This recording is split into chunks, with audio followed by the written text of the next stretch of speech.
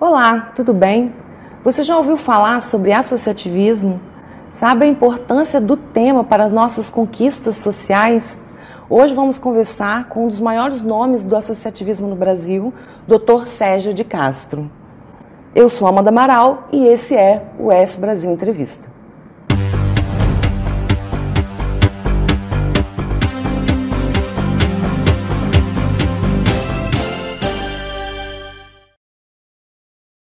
Muito obrigada, Dr. Sérgio de Castro, pela participação e por ter aceitado o nosso convite.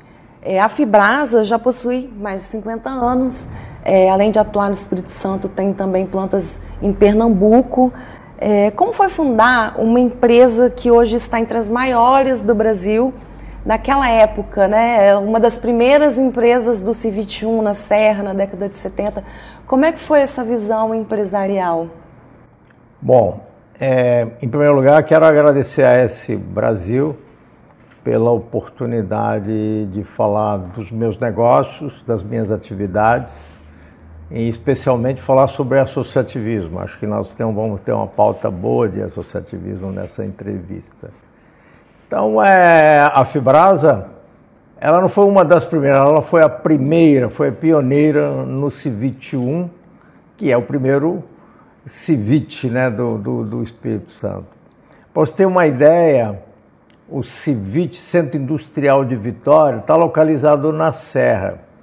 Naquela ocasião, a Serra tinha 17 mil habitantes, então eles nem conseguiram reagir a isso, porque tinha que ser chamado Centro Industrial da Serra, não é mesmo?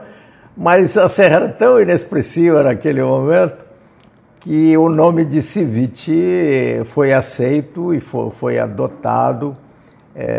Isso já tem mais de 50 anos, né?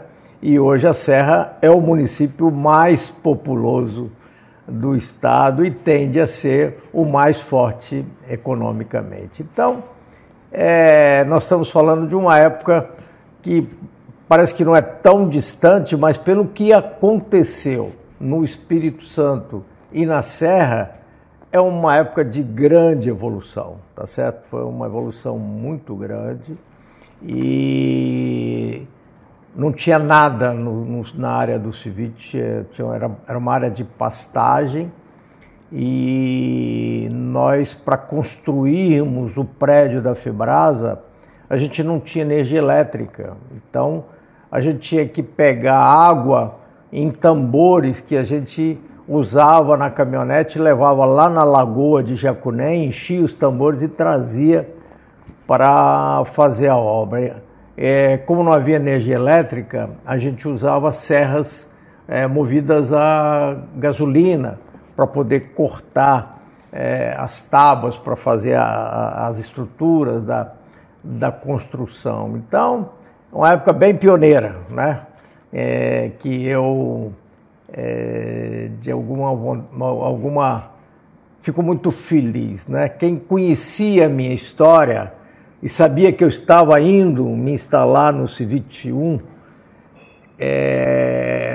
muitas das pessoas me contaram que me apontavam na rua aqui em Vitória ou lá na sede, disseram lá o doido do CIVIT, porque era uma coisa difícil de um empreendedor escolher aquele local para colocar a sua empresa.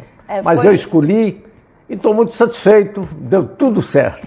E foi inovador também a questão do segmento escolhido, né? Que é atuar como fornecedor. Como era naquela época aqui no estado? A Fibrasa iniciou produzindo sacaria de ráfia, uma sacaria tecida, né? De fitas de polipropileno, que é conhecido como ráfia.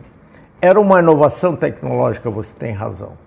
A Fibrasa era a terceira empresa no Brasil que se propôs a produzir sacaria de ráfia.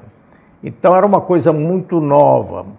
Para você ter uma ideia, não tinha matéria-prima no Brasil, a gente tinha que importar a matéria-prima, né? Mas já havia uma oportunidade definida, determinada, percebida, porque nós estávamos entrando no segmento dos sacos de algodão. especialmente para açúcar. E a sacaria de ráfia, ela era mais bonita do que a sacaria de algodão, ela era mais resistente do que a sacaria de algodão e custava metade. Então ela tinha um poder de competição muito forte, né? E era tão forte que houve uma reação dos produtores de sacaria de algodão, especialmente localizados no Nordeste do Brasil, para não deixar que esse tipo de indústria progredisse. Hoje já diversificou, né? Os produtos já diversificaram, né? Atende a indústria alimentícia e também a da construção civil. Como é que está hoje a Fibrasa no mercado? E também como é que é essa relação ao longo do tempo? Porque conforme o tempo vai passando, o mercado vai mudando, as relações sociais vão mudando, as relações de trabalho vão mudando. Como é que foi lá da sacaria de ráfia até o que a Fibrasa se tornou hoje? A sua pergunta é muito boa, porque, na verdade, hoje nós já não produzimos mais sacaria de ráfia. Nós paralisamos a produção de sacaria de ráfia em torno de 1998. Eu já disse aqui que quando nós decidimos implantar, nós éramos a terceira indústria de sacaria de ráfia ou de sacaria tecida de polipropileno no Brasil, né? Quando nós paralisamos, tinham mais de 40 indústrias produzindo sacaria de ráfia. E então, em 1989, nós começamos a produzir um outro tipo de embalagens, porque o sacaria de ráfia era uma embalagem de plástico liso, né? Tecido. E nós começamos a produzir potes e tampas de plástico, copos de plástico, para alimentos e outros produtos, né? Materiais de limpeza. E mais tarde nós passamos a produzir baldes também para alimentos e para materiais da indústria de construção civil. Então, a história foi mais ou menos essa. Nós, em 72, começamos a pensar, em 75, por aí, nós começamos a produzir sacaria de ráfia. Como eu falei com você, o mercado foco era açúcar, mas houve uma reação dos fabricantes de sacaria de algodão.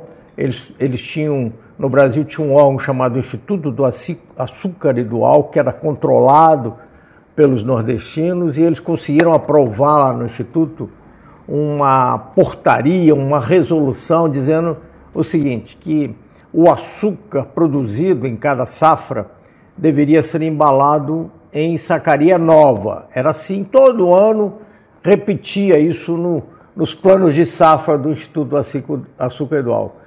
Quando começou a aparecer a sacaria de ráfia para embalar o açúcar, eles foram lá e disseram assim, a sacaria tem que ser embalada, o açúcar tem que ser embalado em sacaria nova de algodão. Para tirar esse de algodão aí passaram-se 10 anos e quase que eu quebrei, porque o meu projeto visava produzir açúcar, produzir embalagem para açúcar. Felizmente, houve uma reação no mercado e abriu-se um outro mercado também muito amplo, que é o mercado de farinha de trigo. Então, outros produtos descobriram as vantagens da sacaria de ráfia e aliviaram um pouco essa proteção política inaceitável, né, que foi feita com relação à sacaria de ráfia para proteger a sacaria de algodão. O associativismo sempre esteve presente na sua vida. O senhor ajudou a fundar a Associação de Empresários da Serra, que hoje é liderada pelo Giuliano de Castro, que é filho do senhor. Mas como é que foi criar esse movimento na década de 70? Eu posso dizer, assim, com muita assertividade, né, muita certeza de que o associativismo me ajudou muito na minha vida, tá certo?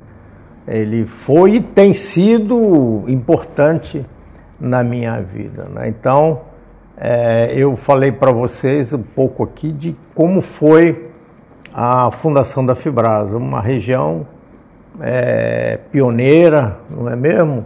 Então, a gente precisava se comunicar, tá certo? Para poder resolver os problemas que iam aparecendo num centro industrial em implantação. Então, foi um momento em que a Prefeitura da Serra fez um evento de discussão do desenvolvimento da Serra, nasceu a ideia de nós fundarmos a Associação dos Empresários da Serra, para discutirmos, para enfrentarmos as nossas dificuldades em conjunto, né? Então, a ASES foi uma associação que desde o seu início foi percebida como uma associação de empreendedores de muita importância para o desenvolvimento da Serra, tá certo?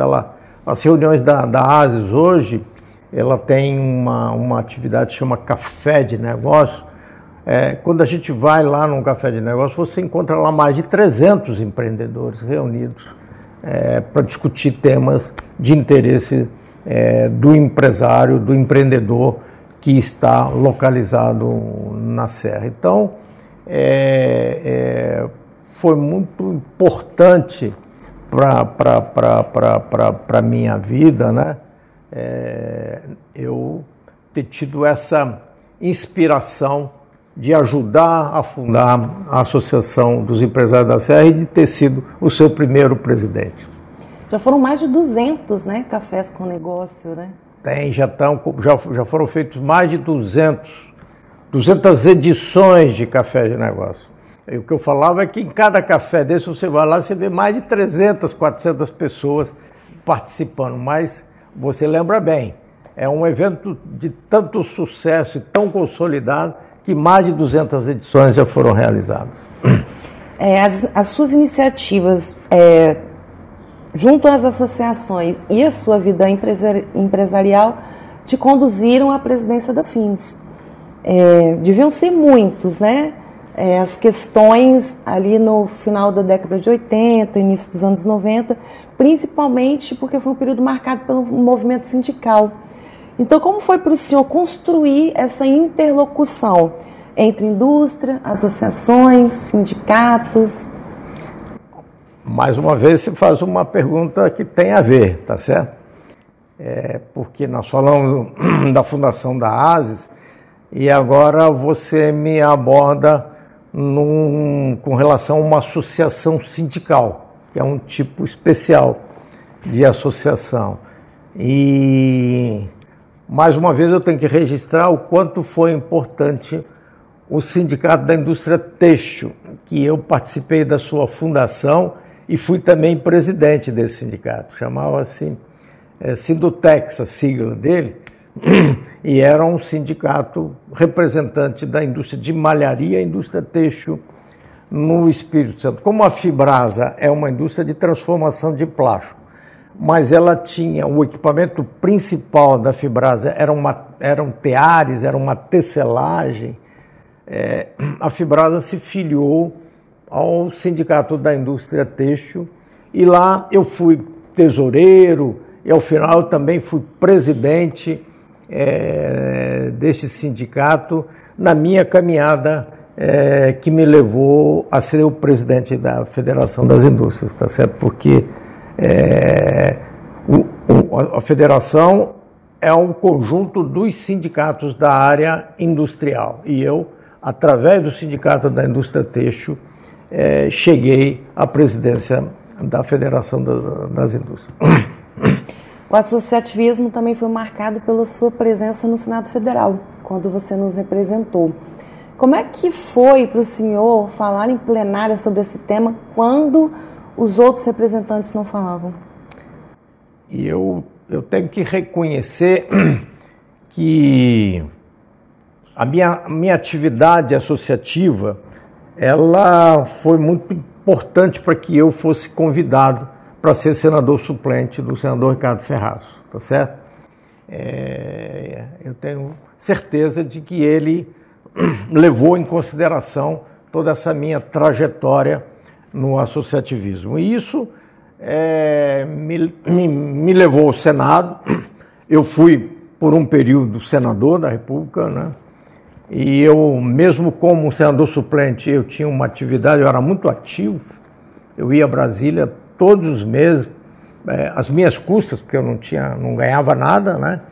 Mas eu acompanhava as atividades do mandato que eu participava dele, né? Porque o senador é eleito junto com 2 senadores suplentes. Então, aquele mandato é compartilhado. E eu tinha muita responsabilidade em responder a essa situação de corresponsabilidade. Por isso que eu me preocupava com o que estava acontecendo, eu participava, eu tinha acesso ao plenário do Senado, eu tinha acesso a todas as reuniões de comissões do Senado, eu participava como senador suplente, como nas comissões, e como senador titular, aí sim, eu tinha assento e voz e voto no plenário do Senado Federal, e um dos temas principais que eu tratei durante o período em que eu estive senador, suplente e senador, foi o associativismo, porque eu acredito muito na importância do associativismo para que as comunidades, os bairros, as cidades, os estados, os países sejam melhores. O associativismo ajuda a gerar bem-estar, e é por isso que eu me dedico a ele com muita vontade, com muita dedicação. O associativismo passa, né, desde a associação de bairros até as instituições de entidades do setor industrial, né, envolve todo esse processo. Como o senhor trabalha essa relação de apoio, porque cada um tem uma necessidade, né? Sim, o associativismo é muito amplo, não é mesmo? Ele é muito amplo e dizem que ele começa com Adão e Eva. Quando há um casamento, já tem uma associação. Tá certo? Então, o associativismo vem lá do início da história. E a escola de associativismo foi inspirada porque eu passei por uma associação de empreendedores que não era sindical. Depois, das associações sindicais, eu fui presidente de sindicato, eu fui presidente da Federação das Indústrias e fui representante da Federação das Indústrias na Confederação Nacional da Indústria em Brasília, tá certo? A escola de associativismo nasceu de um momento de inspiração em que eu estava divergindo muito do presidente da CNI e resolvi me afastar, tá certo? Porque eu falei, ou eu fico aqui e vou brigar com ele, e isso não vai ser bom para a associação, não vai ser bom para mim nem para ele, ou eu me afasto e deixo isso. Então aconteceu mais ou menos em 2012, e em 2013 me veio uma inspiração com a seguinte reflexão. Eu estava na CNI, a Confederação Nacional de Indústria, o órgão mais elevado de representação da indústria no Brasil. Então eu falava assim, se eu não estou conseguindo agir de cima para baixo, deixa eu tentar agir de baixo para cima, para ver se eu melhoro o associativismo, tá certo? Para ver se o associativismo avança, se a gente faz com que cada associação seja cada dia mais forte, porque há uma diferença muito grande entre uma associação fraca e uma associação forte, tá certo? Entre uma diretoria boa de uma associação e uma diretoria ruim de uma associação. Então, a escola ela tem essa motivação de ajudar com que as associações mais fracas, mal geridas, né, que têm uma má governança, aprendam a fazer a coisa direito, tá certo? Fazer as coisas de uma maneira mais adequada para ela ser mais forte, para ela influenciar mais naquilo que, quando da sua fundação, os seus fundadores desejavam, almejavam. A Escola de Associativismo foi fundada em 2015, o senhor me corrija se eu estiver errada, mas que tipo de demanda as associações levavam para o senhor naquela época, né? O que o senhor identificou que elas precisavam ali naquele momento? A minha vivência em várias associações, porque eu participei de associações de empreendedores, várias delas, mas participei também em associações de apoio a hospitais filantrópicos. Por isso que a Escola de Associativismo tem 3 focos de atuação nesse momento da existência dela. Ela nasceu dentro da Associação de Empreendedores, ela nasceu apoiada pela FINDES, tá certo? E começou a trabalhar para fortalecer associações de empreendedores, porque, como eu disse, eu percebia na minha trajetória de membro da diretoria, presidente de sindicato, de federação e de confederação, né, de que havia uma diferença muito grande. Se a diretoria era ruim, a produção era muito pequena, tá? Então, num determinado momento, nesse momento da reflexão, vamos fazer de baixo para cima, a ideia foi exatamente, vamos fortalecer as associações, iniciando por quem tiver interesse em receber essa orientação. Então, a Escola de Associativismo, ela trabalha por módulos didáticos. A orientação pedagógica dela é trabalhar por módulos didáticos. Então, um módulo didático trata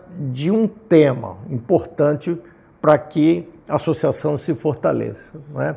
Nós estamos hoje gravando o módulo 18. Nós já produzimos 17 módulos que está disponível no nosso site, e aqui a gente já fez inúmeros cursos. O ano passado, por exemplo, nós certificamos mais de 600 associativistas nos nossos cursos, tá certo? Então, a gente avalia de que esse número deve crescer à medida em que a escola for sendo mais conhecida, né?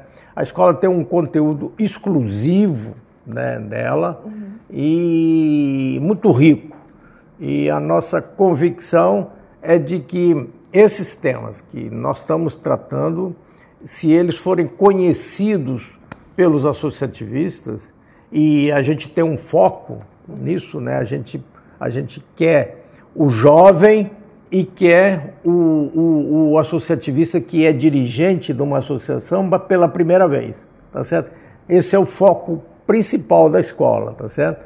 A gente quer ensinar a eles como é a maneira adequada de conduzir uma associação, de se fazer representar perante as autoridades para conseguir benefícios para todos, para uma categoria, no caso de empreendedores, mas conseguir benefícios para um hospital filantrópico, que é muito importante. Mais de 50% da saúde no Brasil é cuidada pelos hospitais filantrópicos, e esses hospitais filantrópicos nascem de associações que as suportam, que os suportam os hospitais. E nós também estamos cuidando da Associação Comunitária de Bairros, que essas associações têm sido chamadas cada vez mais para gerar políticas públicas ou modificar, aperfeiçoar políticas públicas em benefício de toda a comunidade. Então, a escola tem esses 3 focos, e com esse objetivo de melhorar os locais onde moram as pessoas, né? Desde as pequenas comunidades às grandes metrópoles. A escola de associativismo, ela forma, né, líderes que influenciam o poder de decisão de gestores públicos e privados. Como é que o senhor enxerga esse protagonismo aqui no Espírito Santo? Olha, eu posso lhe dizer, porque a maior parte dos alunos que a escola tem é do Espírito Santo, tá certo?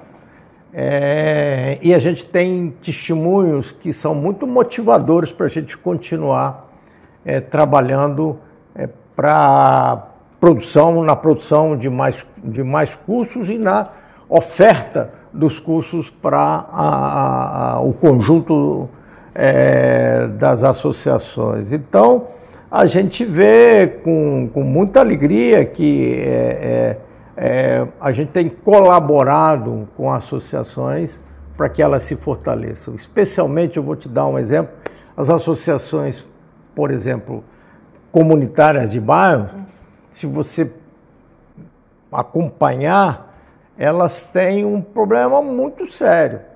É que tem sempre um político que quer mandar nelas, tá certo? Então, você vai sempre enxergar perto de uma associação comunitária de bairro, você vai ver um vereador, vai ver um deputado estadual querendo controlar a associação. E a escola ensina nos seus cursos que isso não pode acontecer.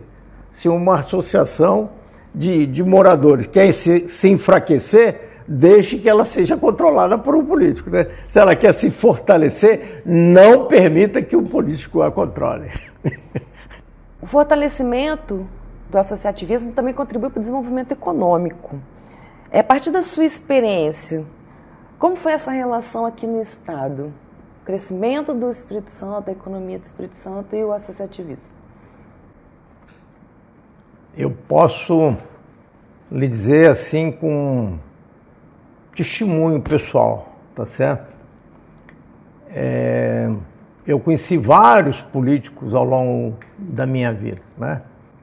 Mas os políticos mais bem-sucedidos, os que realizaram mais coisas, os que entregaram mais promessas, eram e são, né, os políticos que têm a inteligência de se relacionar com as associações, tá certo? E aqui no Espírito Santo nós temos políticos que têm essa habilidade e por isso que eles têm sucesso. Então é uma coisa que a escola também ensina, tá certo? O associado de uma associação, o dirigente de uma associação, não pode substituir o político, tá certo? São coisas diferentes. O político tem um mandato que o povo deu a ele por uma eleição, tá certo? Então, ele sim, ele é representante do povo, do Estado, enfim, ele tem esse mandato. O membro de uma associação, o dirigente de uma associação, não. Ele tem responsabilidade perante a associação dele, né? Mas cabe a ele também ter um protagonismo, uma boa relação com os políticos, sem se deixar influenciar, sem fazer campanha para o político dentro da associação, tá certo? Ele realmente precisa ter uma boa relação com os políticos para que os pleitos, para que as sugestões que a associação faz sejam ouvidas em primeiro momento e sejam executadas no momento mais importante, que é o desejo da associação de colaborar para as coisas melhorarem, para que o desenvolvimento aconteça com maior velocidade. Nós já falamos de desenvolvimento econômico, da força das lideranças, das conquistas sociais. Tem mais alguma questão que algum benefício, né, que o associativismo traz, além desses que nós já citamos, na sua consideração?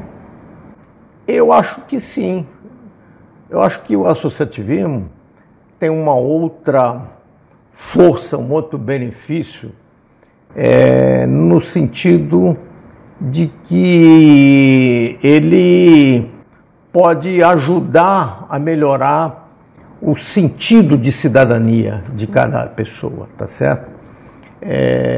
As associações, de alguma maneira, formam lideranças, porque na minha trajetória eu já encontrei pessoas que chegam numa associação que não sabem falar direito, ela não sabe se expressar, tá certo? Ela não sabe explicar o que ela acha que precisa ser feito.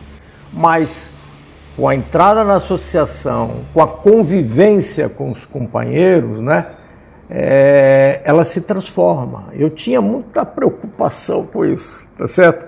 Como dirigente de associação, eu tinha essa preocupação. Quais indivíduos de provocar a fala dos mais tímidos, dos que não falavam. Eu provocava, fala sobre isso, papapá, tá certo? E de conter aqueles que não paravam de falar, tá certo? Então, eu tinha as duas experiências e eu acho que nos dois casos a associação faz um bem enorme ao cidadão, tá certo? De que faz a pessoa aprender a se expressar, vencer a timidez, e aquele que é prolixo, que não consegue parar de falar, ele perceber que isso, ao invés de ajudar, atrapalha a ele alcançar aquilo que ele deseja. A Escola de Associativismo já formou milhões de líderes no Espírito Santo e no Brasil afora, até pelo mundo. É importante que o seu conteúdo seja alcançado, né, pelo público de interesse. Mas e como é que a instituição vem fazendo isso hoje em dia? A escola pretende alcançar os associativistas do Brasil, do Estado, do Brasil todo, do mundo, em primeiro lugar, pelos seus cursos, tá certo? A gente evita palestras, a gente acha que, a escola acha que uma palestra, ela pode até fazer para divulgar a escola, mas toda vez que eu faço uma palestra para divulgar a escola, eu chamo a atenção dos ouvintes para o seguinte: olha, vocês, por favor, nós vamos falar aqui de associativismo, mas, por favor, entendam de que não é uma palestra que vai dar a você a cultura de associativismo que você precisa, tá certo? Para você ter uma boa cultura de associativismo, para você se desenvolver como um associativista, você precisa fazer os cursos da escola, né? E lá são cursos de 2 horas, o custo é muito baixo, e lá sim, você fazendo os cursos da escola, a sua cultura associativista vai se desenvolver e você vai ser um associativista de mais resultados e vai ajudar outros associativistas a serem melhores do que são. Mas os próximos planos e iniciativas da Escola de Associativismo, né? O que vem pela frente? Olha, eu acho que o que vem pela frente da escola ela ter um número de multiplicadores do seu conteúdo maior e que a gente possa ter um alcance mais amplo do que a gente vem tendo, né? Que a gente realmente saia do Espírito Santo, né? Porque eu falei com você, ainda a maioria dos alunos da escola são do Espírito Santo. A escola pretende, à medida que ela foi sendo conhecida, à medida que ela faça um trabalho de divulgação, ela seja mais percebida, mais procurada, mais aceita em todo o Brasil. Nós temos na escola uma metodologia, além de tratar os temas, né, por assunto, né, importante, nós temos lá o que a gente chama, você tem como Netflix, você tem uma série, tá certo? As nossas séries são de 10 cursos. Então a primeira série já está feita com os 10 cursos, nós estamos terminando a segunda série, estamos no curso 17, quando chegar em 20, a gente termina a segunda série. A primeira série, quando nós terminamos, a escola, com essa preocupação que nós estamos conversando, a escola foi procurar associativistas de São Paulo e fizemos uma visão dos associativistas de São Paulo. Fizemos e entrevistamos associativistas tema a tema daquela série, tá certo? Então, da série 1, nós temos 3 associativistas de São Paulo falando sobre os 10 temas e fomos a Santa Catarina, que é um estado onde o associativismo é muito avançado, e também lá colhemos depoimentos, a visão de Santa Catarina, dos empresários de lá, sobre aqueles 10 temas da série 1. Quando terminar a série 2, nós vamos procurar outros associativistas de outros 2 estados, provavelmente Ceará e Goiás, no Nordeste e Centro-Oeste, já que nós tivemos Sudeste e Sul, não é?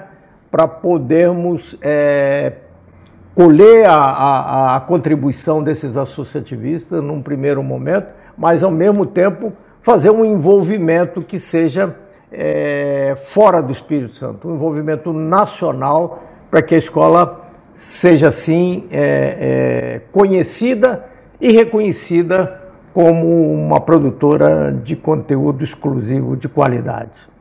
Bacana.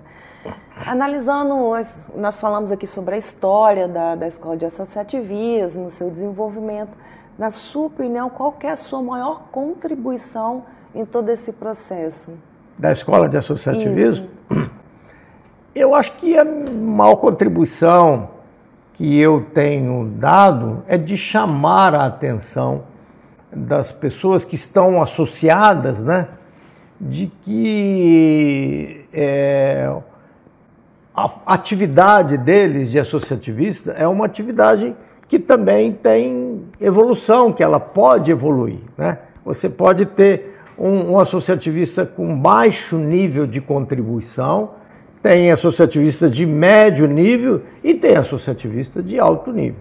O que a escola pretende é ajudar os que têm baixo nível a perceberem de que eles têm um baixo nível, mas de que isso tem solução. É só eles fazerem os cursos da escola, lerem os conteúdos que a escola seleciona e publica no seu site, né, para que eles sejam cada vez mais protagonistas no desenvolvimento de todo sentido, né, social, e econômico e ambiental, que é a nova, que tem agora uma sigla nova, mas que a coisa é bem antiga, chama agora ESG, né? ESG em inglês, né? Mas que é uma nova roupagem para os conceitos de sustentabilidade que a gente tinha há uns 10 anos atrás, né? Então, eu tenho essa pretensão de ajudar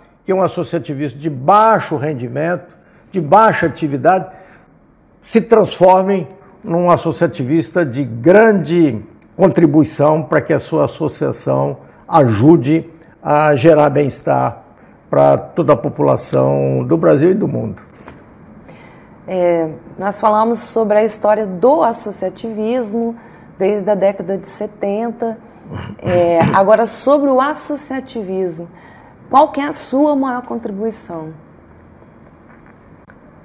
Eu tenho uma impressão que a maior contribuição que eu já dei para o associativismo na minha vida foi ter tido a ideia e transformado a ideia em realidade, que é a escola de associativismo. Tá certo? Então, eu acho que a escola de associativismo é um legado da minha vida. Tá certo? Eu acho que a pretensão da escola é muito grande para o benefício de todos, no município, no estado, no país, no mundo, não é? Eu acho que, à medida que o associativismo se desenvolve, isso vai acontecendo. Não é à toa que onde o associativismo é mais desenvolvido é nos Estados Unidos da América. Então,